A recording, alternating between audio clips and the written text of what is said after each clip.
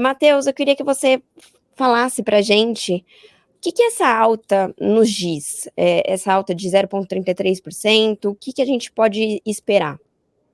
Olha, alguns fenômenos aconteceram dentro dessa prévia de inflação e parte deles, inclusive, já vem acontecendo há algum tempo.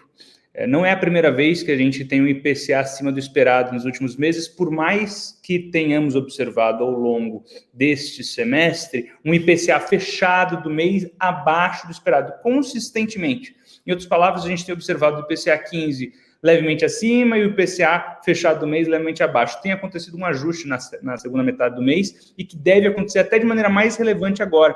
Muita gente falou que não aconteceu o chamado efeito Black Friday no interior do índice. E aconteceu sim. A gente consegue observar que parte dos preços foram elevados na primeira metade do mês e, consequentemente, reduzidos na segunda metade. Isso, claro, provocou uma alta exuberante no IPCA 15. Um dos itens que mais representou alta nesse período foi alimentos, bebidas, que já vem um movimento de alta, mas já está bem antecipado pelo mercado e deveria arrefecer gradualmente ao longo dos próximos meses. Então, de maneira geral, o dado em si, ele não foi tão bom quanto aqueles que a gente estava esperando, mas não muda muito aquela trajetória de continuação de desaceleração no consolidado de 12 meses da inflação que a gente vem verificando. Legal. E o que a gente pode acabar destacando desses dados? Qual foi o setor que mais teve impacto, que não teve, enfim? Olha, a gente novamente observa que um ponto que o Banco Central vem acompanhando bastante de perto é o de serviços. E ele, como a gente acompanha há alguns meses, não tem mostrado o mesmo grau de preocupação que se verificava anteriormente. Ponto positivo para o próprio Banco Central, que não tem, por conta deste dado, restrição para continuar descendo os juros, né? Não que esse dado especificamente sozinho possa mudar a trajetória de flexibilização, mas ele ajuda, né? Ele é um dado necessário, junto com tantos outros, para que a gente consiga continuar observando quedas na Selic de maneira saudável, consistente, e aí sim continuar com essa possível alta para ativos de risco. Os outros dados que eu citei anteriormente, alimentos, bebidas, vestuário, podem ter tido mais um one-off nessa prévia de inflação do que propriamente algo estruturado de inflação. Ponto para os próximos meses, e em especial para as próximas semanas já, é a eventual queda do combustível, gasolina, por conta do diferencial de crack spread que a gente tem observado. Então, a Petrobras costuma vender combustível no Brasil mais barato do que o patamar internacional e tem vendido mais caro. Então, teria um ajuste possível. Talvez não tenha acontecido ainda, porque o governo tem calculado o melhor momento, considerando a reintrodução de ICMS no começo do ano que vem, mas ainda assim, que pode provocar inclusive um choque inflacionário em 2024, mas ainda assim, o que a gente tem acompanhado é possibilidade de choques para baixo de inflação, ao contrário do que poderia se pressupor, alguém mais avisado que olhasse somente o dado isolado de ontem, né, choques para cima. Então, continuo entendendo que, por conta do interior do índice, por mais que não tenha sido um dado tão positivo quanto aqueles que já estávamos tendo, espaço, né, tenhamos espaço para que continuemos vendo a inflação cedendo e convergindo para a meta. E você acredita que esse dado até pode acabar ajudando o índice? Como é que a gente pode ver isso e até projetar já um rally, que é o tradicional de final de ano, que todo mundo sai correndo para ir atrás das ações, para poder ver essa alta que tem acontecido já no Ibovespa? Então, eu queria saber mais isso, assim, se isso acaba dando, se o dado do IPCA acaba dando mais fôlego para que aconteça de fato um rally.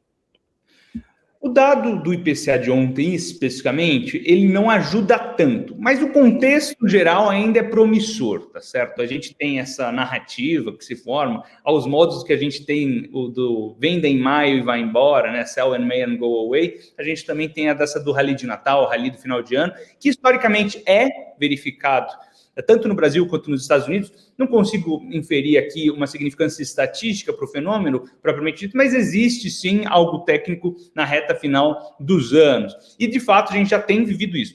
Entre agosto e outubro, né, a gente teve um período muito ruim e desde o início de novembro a gente inverteu, porque esse período ruim, agosto e outubro, era muito pautado pela alta das taxas de juros de mercado, que o Enzo, que me segue posteriormente aqui neste programa, poderá falar até melhor do que eu, nos Estados Unidos. Essas taxas de juros de mercado pressionaram os ativos globais. E desde o início de novembro vem se invertendo nesse processo, consequentemente dando fôlego para os ativos de risco que ficaram pressionados.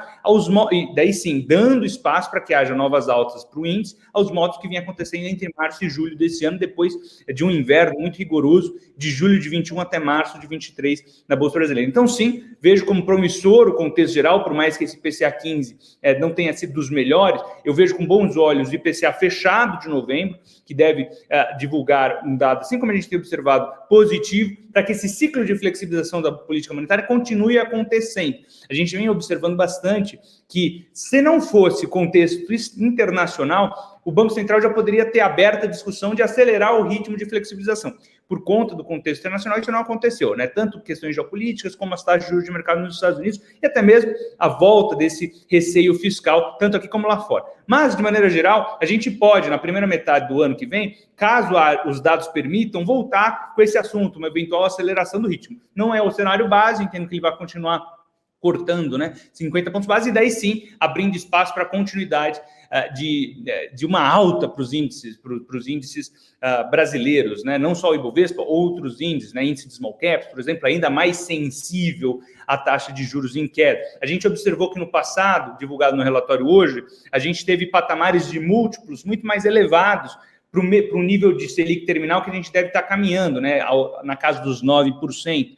E se a gente convergisse para algo nesse tipo de múltiplo, a gente está falando de grandes multiplicações. Isso não deve acontecer numa trajetória linear, né? A gente sabe que isso aqui é mercado de risco, né? Mas ainda assim eu vejo com bons olhos o investimento para os próximos 12 meses em bolsa e para a reta final do ano também enxergo possibilidades desse rally de fato se materializar. Por mais que seja, claro, uma lenda aqui do mercado financeiro, eu entendo que seja bem factível que nós tenhamos mais um final de ano positivo, assim como tivemos tantas vezes na história.